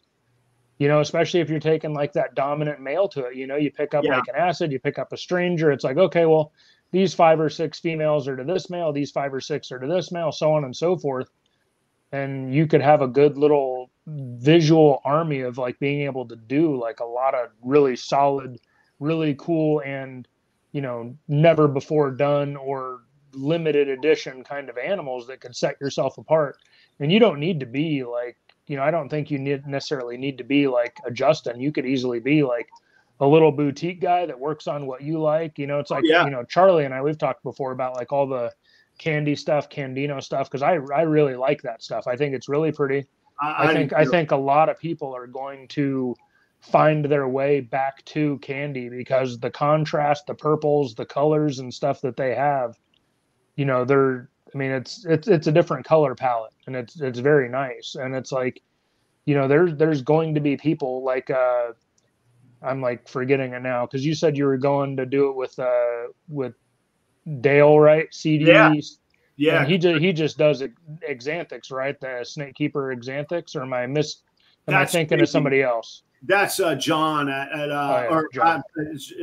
There's a guy named John. No, Constricted Reptiles. He's got a lot going on. I'm like mixing people up, but the guy that just does just Xanthics, you know what I mean? It's like you could just do one thing and that's all you do, and it's like you just do it awesome. Yeah, it's got to be exciting though too for me, like that. Oh yeah, I like variety, and I like diversity. I like the. I do look at these a little bit of like a portfolio of snakes, like a portfolio of stocks. I want to have a little diversification, just as hedges. You know, does that mean that I miss a few home runs and grand slams? Yeah. It also probably means I never totally strike out. Hopefully, in theory. Hey, Steven, I see your question. I'll get to you. We'll finish up with that one tonight afterwards. There's a couple things kind of converging in the chat right now. You guys were talking about candy. Somebody asked about snow, and now somebody's actually beat me to it. But somebody's talking about the candy snow as a potential project too. And I have a clutch, the next one that will pip after the one that started this morning, of about 7 eggs of triple het candy pied to a VPI Xanthic for that purpose. To really go more for candy snows, the het pied is just an extra, I guess, on there. But it's a nice extra. So yeah, thank you. So that's something that I'm a little excited about, because as somebody mentioned, like I said, somebody else mentioned at the same time, that if there was more contrast in the snows, they might be a little more popular. So that's what I'm hoping with, like you said, the purples. I think candy is supposed to be. I think there was some data from what's her name, Dr. Seidel, that candy's a T positive type of albinism. So it's got that darker colors to it. So I think it might show more pattern and stuff in the snow. So that'd be pretty cool. And let's back up for any newer folks watching or people that get lost in all the nicknames. Oh, yeah. So candy is a form of albino, and then snow would have what on top of it, on top of the albino, on top of the candy? Xanthic. Yeah. Snow is an albino traditionally, but then this would be a spin, right? So there's lavender snows as well. Lavender and Xanthic. This would be candy and Xanthic. Yeah. Yeah, I've got about the 2 triple hets that I have are lavender, Xanthic, pied. Yeah, so nice. Dreamsicle snow triple hets. We'll see how those go. So Charlie, what's on your list this year? Yeah, so I want to strengthen one project that I really like that I don't feel like I have enough position in. So I am looking at eyeing some clown pied stuff. If I back up a little bit of a step, though, to your point, you mentioned this year being a little bit of like a proving ground kind of a year for you. Yeah. I'm kind of in a similar space as at the beginning of the year, and I did it actually I'm pretty proud of myself, and my wife kept me honest on it. But I said we're going to back off a little bit on investing. We went really heavy last year, and I said we have a lot of stuff starting to build up as far as we need to sell. To your point of diversifying, I had a lot of stuff in one project, all candy pied or double het candy pied stuff. So I said we're going to back off. We're going to see what these clutches do, and we'll see if the sales start coming a little stronger before we go heavy. And so now some stuff, as I mentioned at the beginning, is starting to move. So I do want to go back the other way. We're starting to move some stuff around and get some more money available for assets to invest. So clown pied is something that I'm looking at. And then G-stripe clown, I've started to build my own decent position with some hets and some other stuff that I bought that's almost breeder size. It's coming up this fall. G-stripe clown's another one that I like, though. But so for the right animal, I guess is what I'm trying to say, I may make an investment in that. If I saw a bigger end, like a double het female, there's one of mine right now that's like a pastel double het or something like that. I might jump there to give myself one more chance to hit visuals this year. Right. And then certain codoms too. We just picked up a bongo with the idea of trying to work that into that project. And there's an acid G-stripe I'm eyeing as well. So to your point on codoms, there's a couple of little things I'm looking at there. Yeah. As well. The other thing, I'll try to get Leviathan really excited. The one thing that I was kind of not paying any mind to originally, that now is really depending on how well the moving of assets and freeing up some investment money this month goes. One thing that's really got my eye all of a sudden is sunset. So, and it was something at first I wasn't paying attention to, but I think there's a lot of unlocked potential there. Actually, I'm starting to get more interested. So yeah, we talked like last year about the double het sunset albinos. Yeah. Right. And one of those males is actually locked up with one of the females here recently too. So never know. Of course, it would just be albinos 50% het sunset, but it's still a closer piece to hold back is what it comes down to. Yeah. So Steven asked from Leviathan Snakes, a good friend of the channel. If y'all aren't familiar with him, definitely check out his channel. I'm scrolling through my comments. I'm trying to find it. Here it is. Also, I got to bust Steven's chops. We did a collaborative video where I released the first section of it about building a brand, and he's going to release the second section, or I'm going to. Either way, Steven, it's your call, man. I'm giving you a hard time. Let me know when I can put this in the Dropbox so that we could get the second half out and everybody could check it out. But all right, so we got 18 minutes to pull this apart and say our goodbyes. Don't let anybody go anywhere. 54 people. This is great. Excuse me. Pardon me. Steven says, what do you think is the best bang for your buck when it comes to effort/time for getting a new breeder's name out in the community? So I'll answer on this one. We'll go around the horn, as they say. I think Instagram takes the cake right now for an effort time, just getting your name out. In my 2 cents, I would bomb Instagram relentlessly. I wouldn't worry about what is good, what is bad. I would just photos, reels. I don't even understand stories. I'll admit it. I know there's things I don't understand on it, but I would bomb that. You don't have to be comfortable in front of a camera. You don't have to be comfortable speaking on camera. You don't have to get out of bed. You just take pictures. Just have snakes and take pictures. I would do that first. But I love the YouTube community. I love the engaged community and the relationships you could build. There's 50 people here that we've been communing with for some, nearly 2 hours. I'm only going to have 50 or 60 hatchlings for sale this year. It doesn't mean all 50 people watching are going to buy it, but my odds are pretty good, and I've got these deeper connections through YouTube than I do on Instagram. So I would eventually find a way to get on YouTube myself. The other way is getting active in your community, getting out in shows, hanging out at the pet shop. When I wanted to meet musicians, I would hang out at the guitar store. Like, there's ways to do it. You just got to be active. So that's my 2 cents. Anybody want to take a turn on this one? I just want to say I have a real problem with this question because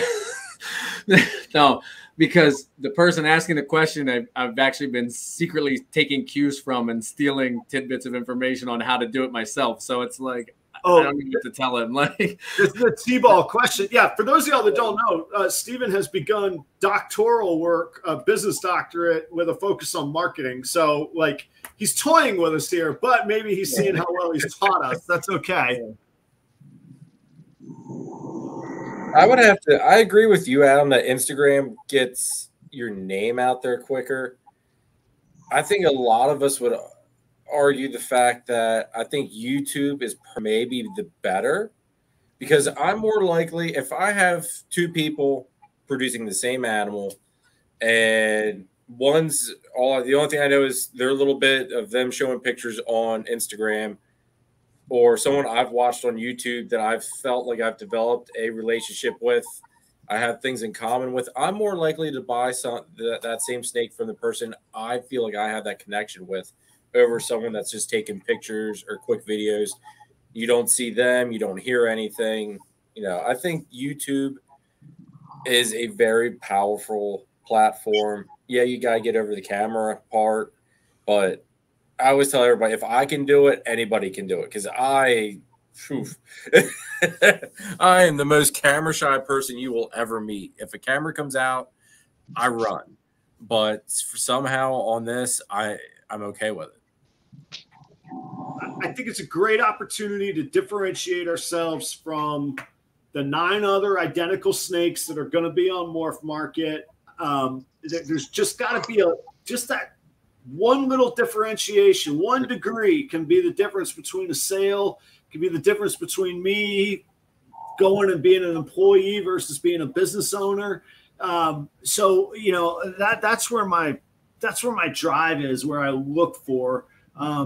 I want to understand TikTok. I want to understand some of the other platforms. I'm just not good at it, but I firmly believe whatever the 10, 12, 16-year-olds are doing today, in 3-5 years, they can be my buyers. I got to figure out how I get to them on this thing, you know? So yeah, that's where I feel like I have to jump in and also find where you show off best. If you don't show off well on camera, don't force yourself. There's ways to do it off camera, you know? I don't know, that's my yeah, I was gonna say that too, Ed. I mean, you can get on these podcasts. You know, this is just my second appearance on a podcast, but I try to get on as many as I can in the chat, and you can mingle and discuss things with people in the chat and create friendships.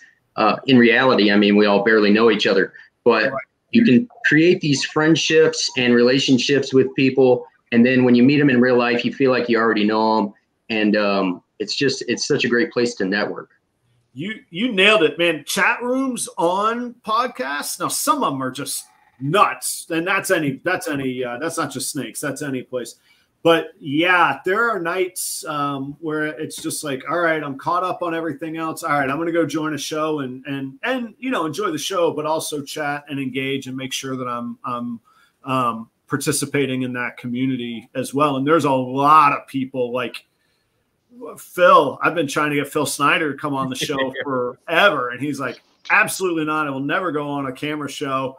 But he's in the chat every night. I learn a ton from Phil constantly and on his YouTube. So I think there are ways to do it even without being the face or the name. And by the way, Ken, your logo, it jumps, man. It's great. I mean, I clearly remember the first time I saw it. I was like, this guy's got his act together because it's a good logo. Like, I didn't know anything about you. I didn't know, but I immediately was like, I need to go check out your channel. So for whatever that's worth, and it's not that the rest of ours aren't any good, but it particularly stuck out where there's many ways, is what I'm saying, of how to reach the people, you know?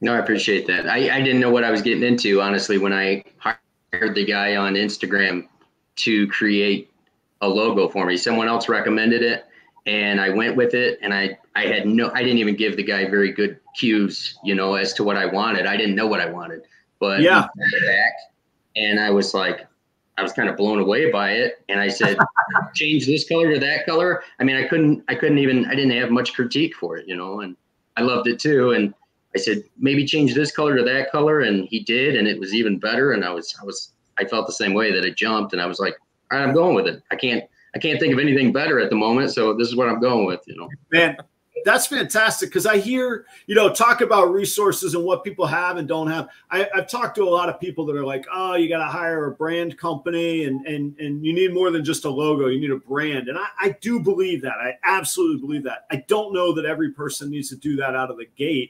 And then I always hear people just like knock, you know, oh, don't go on Fiverr. Don't hire some dude from Instagram. Boom, hire the dude from Instagram and get your logo, man. You just get started. Doesn't mean you can't change it later. It doesn't mean you can't grow anything later, you know, like just get started. It was really cool. It's funny you mentioned Fiverr, because I actually I've had nothing but bad experiences on there. I tried 2 or 3 different people. I didn't get anything that remotely looked like a ball python. Most of them think a snake is a snake. That was my experience.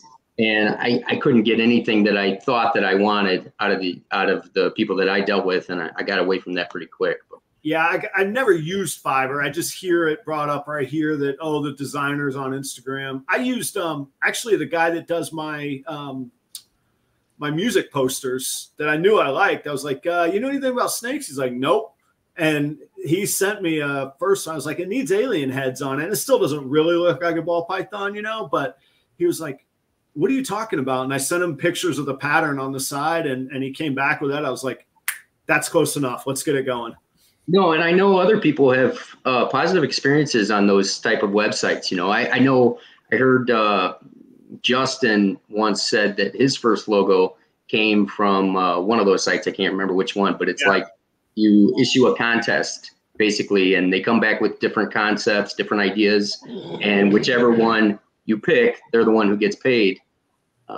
Somebody in the chat probably knows the website, but I can't think of it. Huh. So there's a whole platform. Like that feels almost underhanded. Like, all right, guys, give me all this free stuff and then I'll pay one of you. Like it doesn't feel right. So I don't know. It feels bad. Yeah, I wish I could think of. It's not Fiverr. It's I wish I could remember. I interviewed with a company one time and they were like, why don't you send us a report of what you see that you think that we need? I was like, does your board just want free consulting work? Like, no, absolutely not, man. Like, I will not do that. I won't. Well, I didn't get the job either, but I was like, no, you can pay me for my time and my efforts. I don't want to work for a company like that, you know? Charlie, Brandon, any thoughts on people getting out there? Just, you know, just kind of what Charlie was talking about before with like Steven, like I came across, like I am getting better at social media, but I honestly, I don't like it. It makes me like super uncomfortable. I don't like being in front of the camera. I recently started doing a YouTube thing. I committed to doing a video every Tuesday and I'm committing to that to stick to it. And I don't like it, but it is getting slightly easier every single week.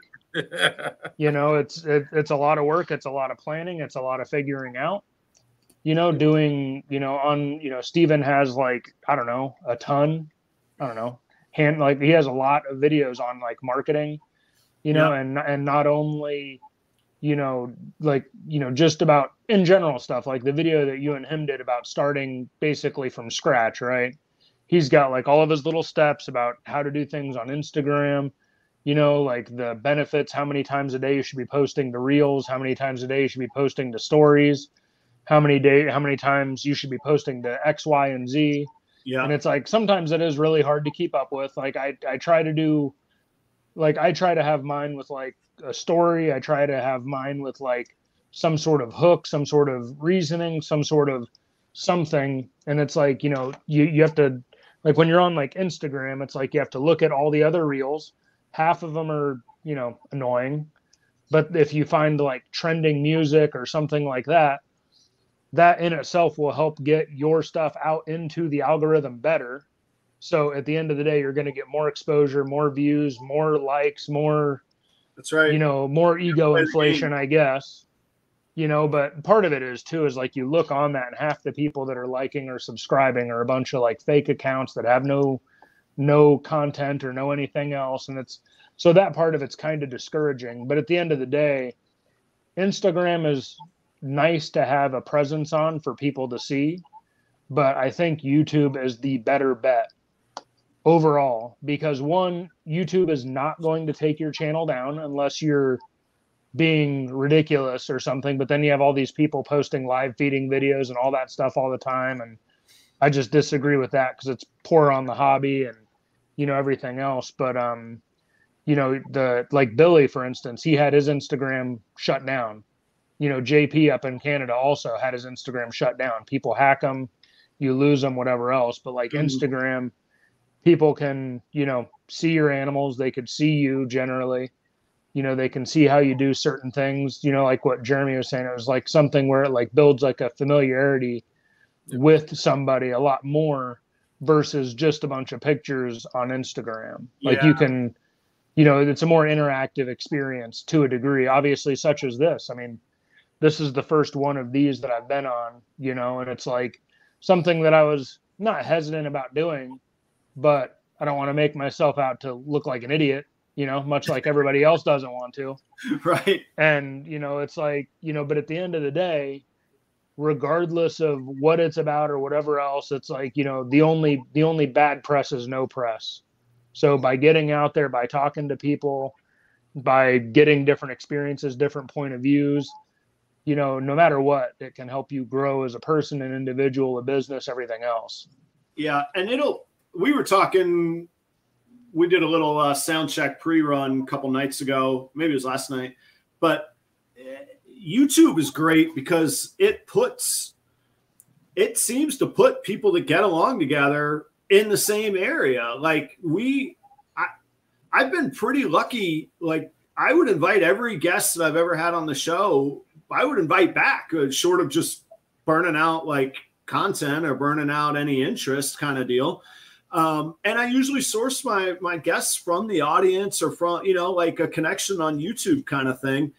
But I've been to other like I'll go to other shows that I just Google ball python live or whatever, and I'm like, what is this madness? I don't want to hang out here. Like YouTube finds the people to be together. But Nicole said something to your point earlier about also when you were saying getting to know the people. I think I'm going to paraphrase it because I won't be able to find the comment. But Nicole said, people buy things from people. Pictures don't show the people. If we could show ourselves, if we could demonstrate ourselves, suddenly there's 50. We were at 57 earlier. Amazing. There'll be 57 people that'll hang out for a time as well. So, guys, let's go around real quick. Tell everybody where they can find you. I want to say thanks for y'all for being here. Where can everybody see you? Please, guys, go support these guys. This is an amazing community. Let's keep building it. And I'm thankful for you all sharing the night. Just as I said, everybody's welcome back. I'd love to have y'all back on again. And it's a different feel on these roundtable shows. I appreciate everybody being cool and everybody getting kind of comfy and jumping in. So, Ken, tell us where we can find you. Well, I'm on YouTube. Not a whole lot. I'm trying to be more consistent with it, but to Brandon's point, it is a grind. And I'm a lot more consistent on Instagram as well, at Primal Scales. On YouTube, it's just Primal Scales. So that's where I'm at. All right. Thank you for being here, man. I appreciate it. Jeremy, where are you at, man? I just want to start off by saying thank you, Adam, for having me back on. You're welcome, man. Hanging out with you. You can find me on YouTube. I drop one video every week, and then I have a live every Sunday, 8 p.m. Eastern time. So don't miss that. Here on YouTube, Instagram, Facebook. I don't really do too much on Facebook. It's more YouTube and Instagram. Charlie? Really just Instagram. I think I'm the only one on here who's not a YouTuber, so to speak. Slacking. It's got one video if you want to see why Banana is sex linked. You can check that out. Otherwise, I don't have anything else on YouTube yet. I've been just jumping in on awesome shows like this one here with you, Adam. So, as Jeremy said, thank you. So Instagram at Reagan Renee Royal Pythons. You can find us. I try to post pretty much on the daily, at least something that's going on around here. So a pairing that we think is interesting or babies popping out, whatever we have going on, even if it's just ultrasounding. So. Yeah. Charlie, thank you. Thanks for the kind words, man. And everybody please check out. And it's Reagan Renee Royal Pythons. If all your followers and people you follow are ball python people, when you start to type in Reagan Renee, you'll probably find it. It's going to pop right up. Yeah. Brandon, where can we find you? Same thing. It's, I have just to, go back to Steven's stuff, I've been trying to do a lot more on Instagram. So that's like a daily, multiple times a day thing. And then, YouTube once a week, but it's Nixon Reptiles everywhere. Everything that goes on Instagram automatically gets shared to Facebook. So Facebook is kind of useless, but it's there too under the same name. Yeah. So same with me, YouTube primarily, Instagram I do post every day on. I mirror that on Facebook, but I do like local groups on Facebook. They can be a little crazy. I'm not real active on them, but I do like local groups. I think that's a good way to get out there. And LinkTree down below, there's a whole lot of different ways you can get a hold of me or find me. So that is down below in the description. I want to say thanks to everybody. Next week, we got Jaffe on the show, same time, 8 p.m. Eastern. I'll be in Tampa at the Repticon show at Constricted Reptiles table, hanging out with Dale. But go see George MD, good friend. Steve's Morphs has been great. Jeremy Bod from Bod's Exotics will be there. And I wouldn't be surprised if we all figure out a place to have a beverage afterwards as well. So I'm going to, if anybody wants to join me, absolutely, please do. That sounds worth the drive just for the beverage. That's right. It's worth it. Yeah, that's the price of worth the price of admission right there, just to come hang out. Matt from Ebony and Ivory will be on the following week on the 21st. So, guys, thank you all for hanging out. Thanks for all the support, the audience. I don't know what else there's to say other than thank you. I'm going to hit the music. Guys, stick around afterwards for just a second if you don't mind. Yeah, thanks for having us. Thanks, everybody. Good night, everybody. Maybe. Here we go. Ah!